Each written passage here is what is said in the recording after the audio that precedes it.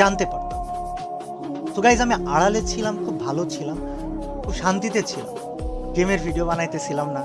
একটা সময় ছিল ভিউজের জন্য যা খুশি তাই করতেছিলাম, এটা ক্রেজ পাইতেছিলাম, ফেম পাইতেছিলাম, সাবস্ক্রাইবার্স পাইতেছিলাম, টাকা ইনকাম হচ্ছিল।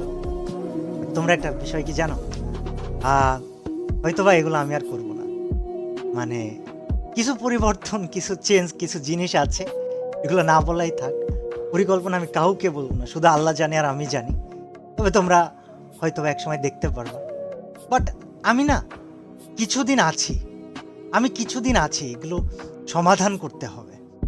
ফার্স্ট অফ অল ফ্রি ফায়ারকে টোটালি আনব্যান করতে হবে, অথবা যেই আংশিক কার্যক্রম নিষিদ্ধ এই অধ্যাদেশটা এনে দিতে হবে।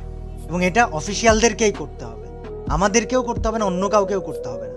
এবং এটা করাই লাগবে। যদিও অফিসিয়াল আমাকে বলেছে যে হ্যাঁ, এই টুর্নামেন্টের আগে আমরা বিষয়টা বুঝতে পারি নাই, টুর্নামেন্ট শেষে অবশ্যই আমরা করব।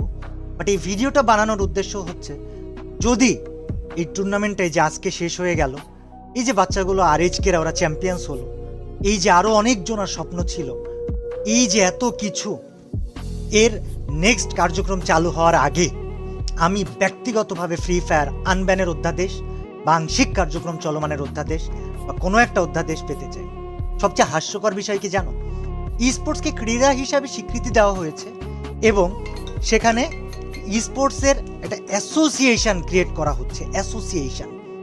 এই অ্যাসোসিয়েশনে সব কমিউনিটি থেকে সব অফিসিয়ালদেরকে বা কমিউনিটির মাথাদেরকে ওই অ্যাসোসিয়েশনটা করার জন্য ইনভাইট করা হয়েছিল।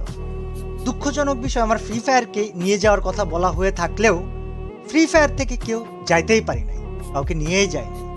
এই টাইমে আমি সৌদি আরবে বসে, এবং কেউ আগায় এসে এই কাজটা করবে যে আমাদেরকে অ্যাসোসিয়েশনের মিটিংয়ে কেন নেওয়া হয় নাই, কেউ আগায় আসে নাই। তো তখন আমি বলেছিলাম যে আমি দেশে ফিরি, আমি দেখতেছি। বাট দেশে ফেরার পরে না, আমি কেমন জানি একটু আড়ালে, সবার আড়ালে চুপচাপ সব কিছু